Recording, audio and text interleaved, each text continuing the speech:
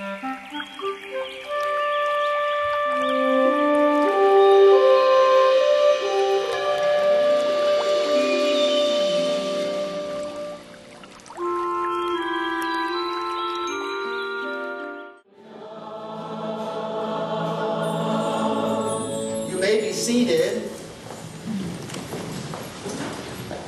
Today is a special day in the life of our faith community and also in the life of the Ecumenical Catholic Communion. As many of you already are aware, we're having the Holy Synod here in the city of Orange.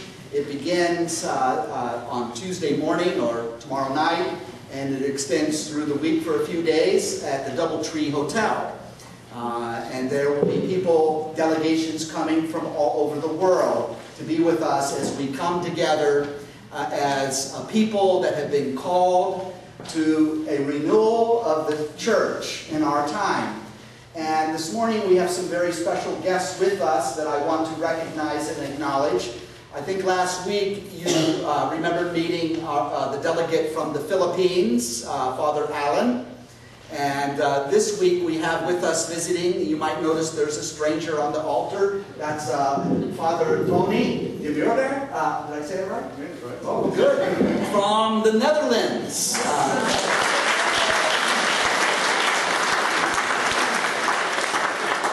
He is from the Good Shepherd Augustinian community in the Netherlands. That is now an ECC community.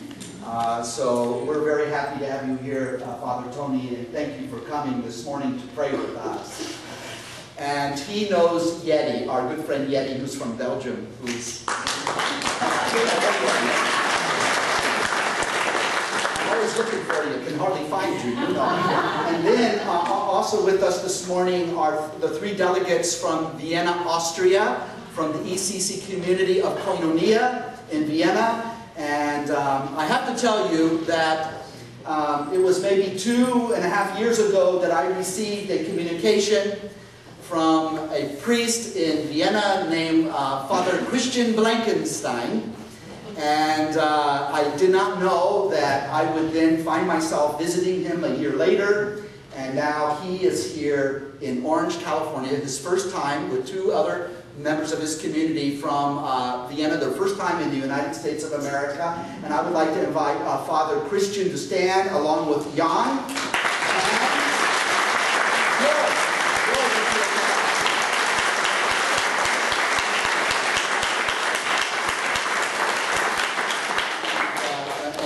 They will be sharing a little bit with us at the very end of the liturgy of things in Koinonia.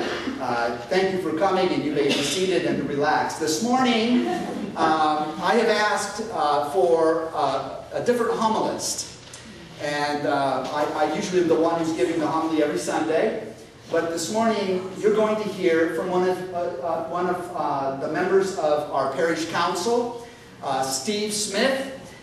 Is the moderator, that is like the president of the parish council, and he is going to be addressing us with a very important topic, so I want you to be attentive and to listen for the voice of the Holy Spirit speak through him this morning. And I would like for you to welcome your brother, our brother, Steve Smith, as he now gives today's homily for us.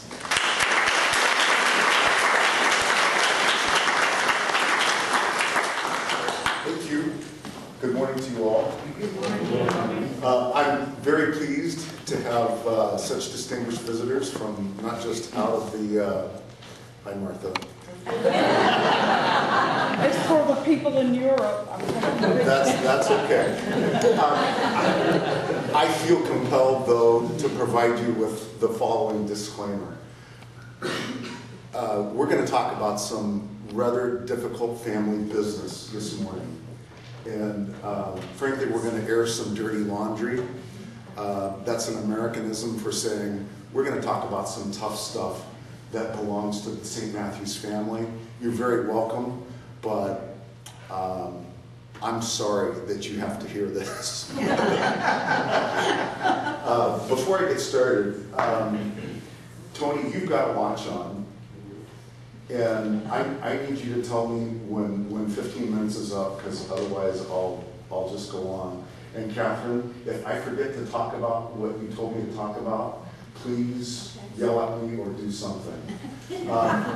The difficult topic that we're going to talk about, frankly, is money and the state of St. Matthew's finances.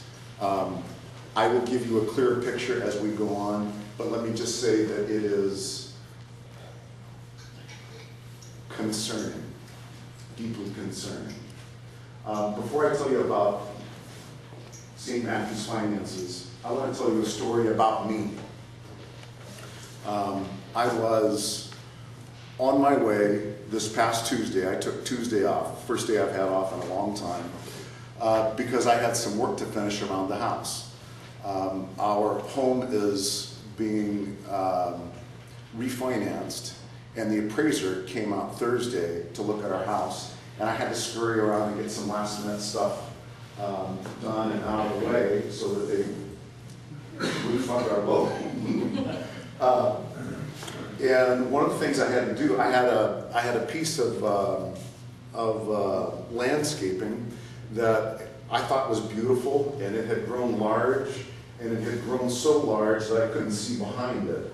And it was right up against a block wall fence, and it broke the fence. So I spent the last 3 weekends tearing it down and demolishing it and building it back up. And I'm here to tell you that I'm 56 years old, and I don't think my back will ever recover from that. And I was on my way. I got finished about 12:30, and I had lunch on that day with a very dear friend of mine.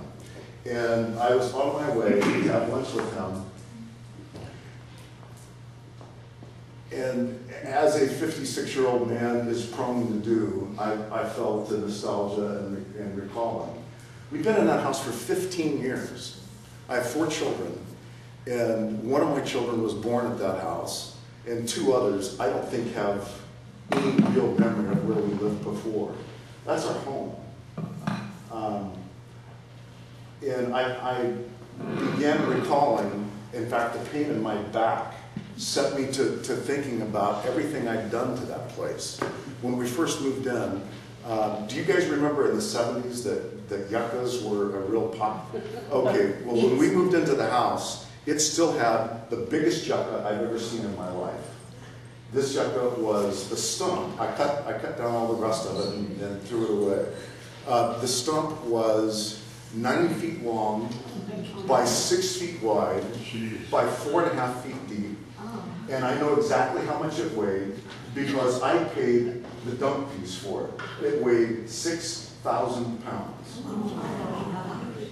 And I dug that out. And I thought my back would never recover. And I dug it out, and I brought in about 3 cubic yards of topsoil, rototilled it in. I built, well, anyway, I landscaped the house and put it in a new yard. A couple summers later, I laid 5 pallets of brick in my backyard, in my back patio, and I thought my back would never did. Tanya, you're looking at me shaking your head like you're an idiot. Yeah, I am an idiot. I thought my back would never recover, but it did. And over the years, I've planted trees, and I've watched them grow up, and I've had to chop them down and dig out the stumps. And I've come to love that house, not because it's a house. It's just a modest house in a blue-collar neighborhood.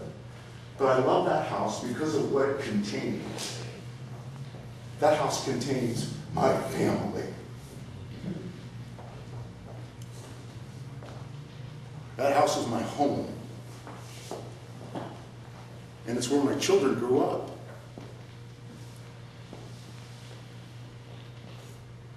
And it's where I have a grandson now that lives with us. And that house, I just gave you a laundry list of everything about that house that's broken my back. And I don't begrudge any of that work because it's my home.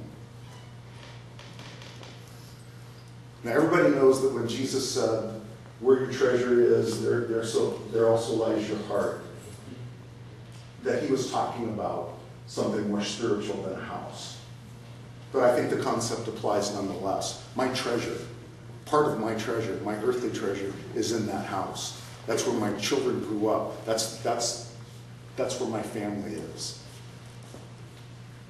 And brothers and sisters, this is my home too. St. Matthew's is my home. And in the grand scheme of things, frankly, I'm a latecomer. There are people here among you who have been at St. Matthew's for 20 years and longer.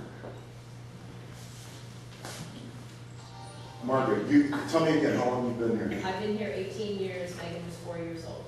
Okay. We've got a lot invested in this place. And it's a good investment because this is the home that God gave us to build. And this home is in danger. This home is in danger, and it's time for us to roll up our shirt sleeves and do some hard work and look at some difficult things. And before we do that, I want to tell you that I'm going to say something that seems counterintuitive. And I have asked our bishop's permission to say this. And how many? 6 minutes. Okay. I mean, you only have 6. Okay. I've asked our bishop's permission to talk about this subject, and he's given it to me. And I want to speak against tithing. Yeah, I know. Isn't that weird? Most of my experience. If you were at the parish council forum, Victoria, whom I love dearly, spoke very passionately for it. But if you'll listen to me for just a minute, I think that you'll find that at our core we are on the same page. I don't think there's any distance that separates us. Tithing, Bishop Peter has spoken often and eloquently. In fact, he spoke last week about the progressive nature of Revelation, about how we started with the law and the prophets, with the Torah, and progressed to Jesus himself, who said, I am the fulfillment of the law and the prophets. And tithing is something that basically says, this portion belongs to God, and the rest is mine to do with what I will. And I believe that model is dead. I believe that model has been fulfilled in this same way. When Jesus came, he said, I say to you, it used to be wrong to commit adultery. And everybody, really, what's this guy saying? And he said, and I say to you now that it's wrong for you to lust in your heart. And what that means is, I don't want 10% of you. I want all of you. Everything you have belongs to me. Everything you are, your next breath is at my pleasure. One of the things that and you can have your own opinion on this, that's fine. One of the things I do not believe in is a watchmaker universe that God wound up 13.7 billion years ago and let it play out according to his plan, and he's off in the distance. And the earth, and he can go play with other universes. What I do believe is that by a conscious act of God's will, he sustains me. He is the ground of my being. And he gives me my next breath. And my next day is not guaranteed, and neither is yours.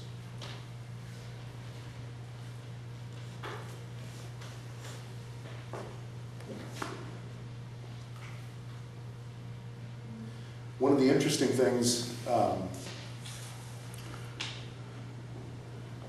I'm recalling the parable of the rich man that Jesus spoke about, that became so wealthy that he tore down his barns so he could build bigger ones that would accommodate his massive and growing wealth. And the ironic thing is the next day he died. One of the things that wealth does, one of the reasons, and by the way, I'm not preaching at you because I share the same flesh that you do. And part of that flesh within me wants to accumulate, wants to store up, wants to build a hedge fund against calamity that might happen to me tomorrow. When the children of Israel were wandering in the desert for 40 years, do you remember how God fed them? How did God feed them? How much manna did he give them? Yeah. And do you remember a story of them saying, we don't really want to be at the mercy of what seems to be to us a random and capricious God. We want to store up against that rainy day because God is so busy he might forget about us or get mad at us. What happened to the manna? It's spoiled.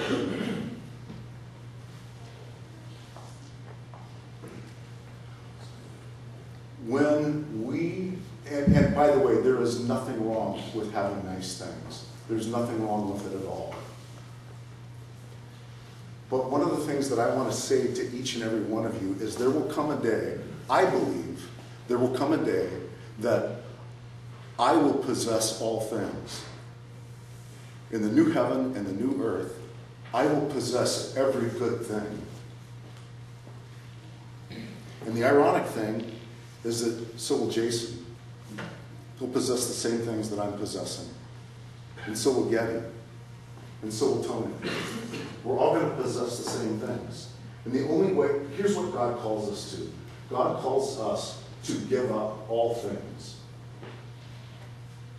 To own all things. At the end of the gospel, at the end of the gospel, it says that Jesus came not to be served, but to serve and give his life a ransom for all. What did Jesus gain by giving everything? He emptied himself. He drank the cup of his passion to the dregs. In fact, that was part of the prayer this morning. By giving up himself, he gained the most precious thing in the world to him, and that is you, and you, and you, and me. There's a spiritual value. Do you remember how when Jesus talks about the kingdom of God, it seems to be kind of upside down from the world we live in. If you want to live, you have to die. If you want to lead, you must serve. And part of that is if you want to possess, you have to give up ownership.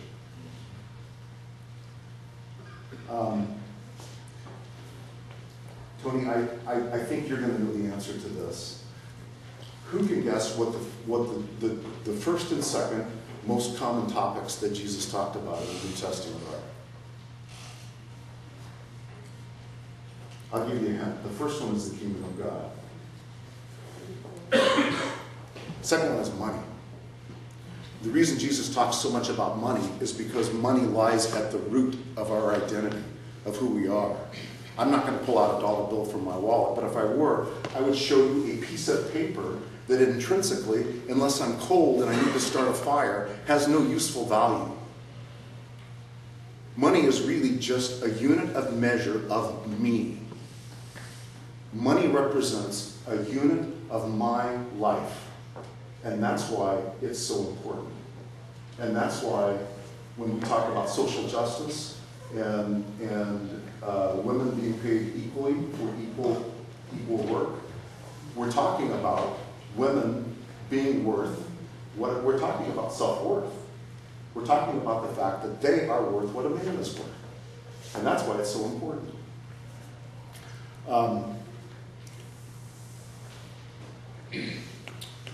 What I'm really struck with is, oh, and by the way, I wanted to mention from Hebrews. Hebrews says that, gives us the reason why Jesus died. It says that Jesus endured the pain and humiliation and suffering of the cross for the joy set before him. Jesus gave all of himself to gain us.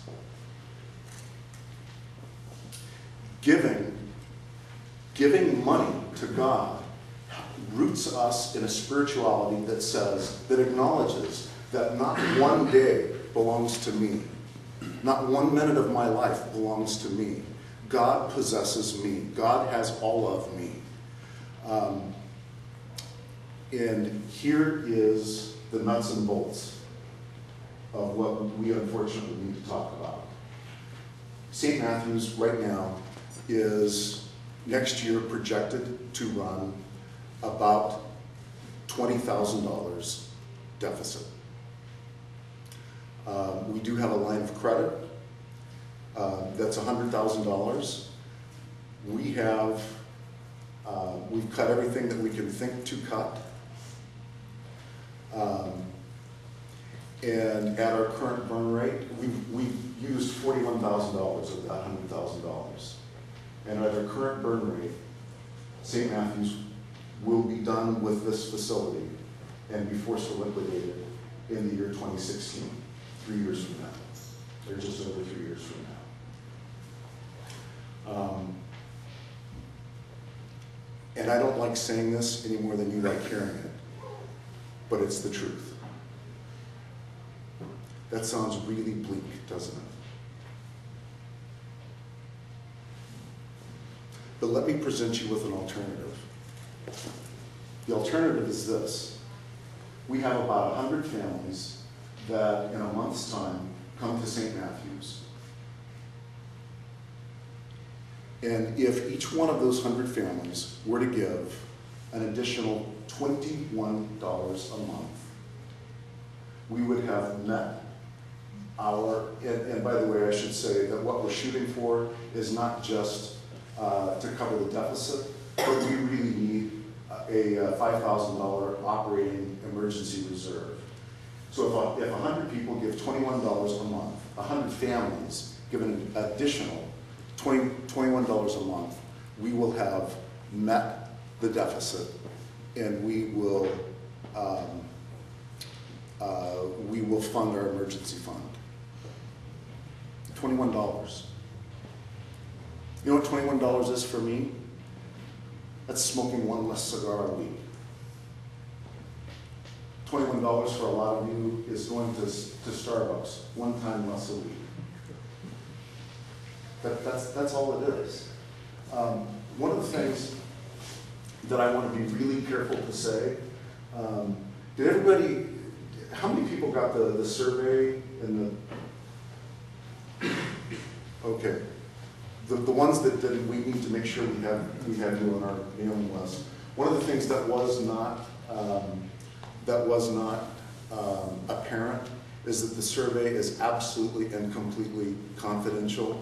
We have no way of finding out who the respondents are at all.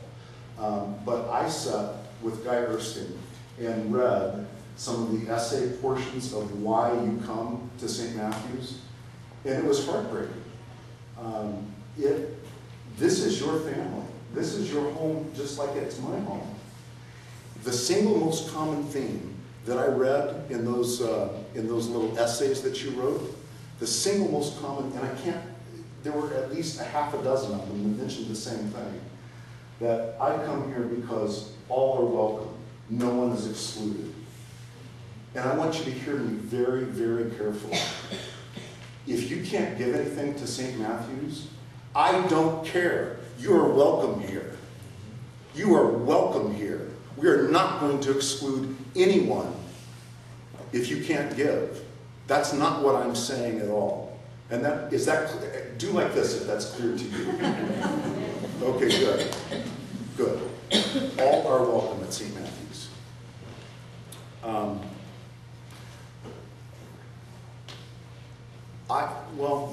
Let me, Tony, how's my time? You're over. Oh, okay. Oh, thank you. I appreciate that. On Friday, we had a letter that went out. It's a stewardship letter that basically recaps in broad view some of the stuff that I'm talking about now, and it also contains a pledge form. I would implore you that you think about imitating Christ in him emptying himself and giving of himself. And I would implore you that you would pray and talk with your significant other or spouse and think very carefully about what you can do to help not only preserve St. Matthew's this year and next year, but to perpetuate the message of St. Matthew's, that all are welcome into the succeeding generations that will come after us. That's the only way that we will perpetuate this, that God will perpetuate this ministry. Is that good? That's good. Okay, thank you.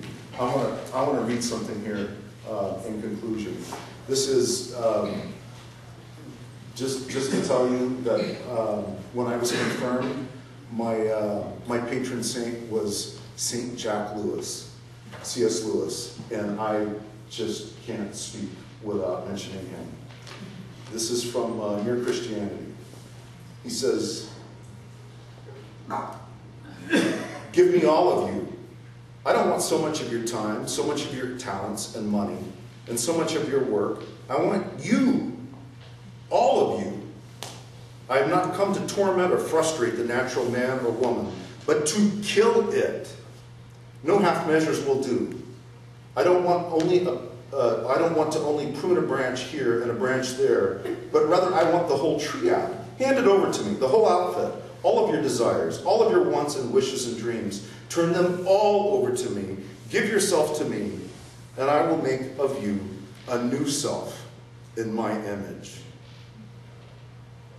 Give me yourself, and in exchange, I will give you myself. My will shall become your will. My heart shall become your heart." And in the words of Paul, "Nevertheless, it is not I that live, but Christ that lives within me." That's the gospel.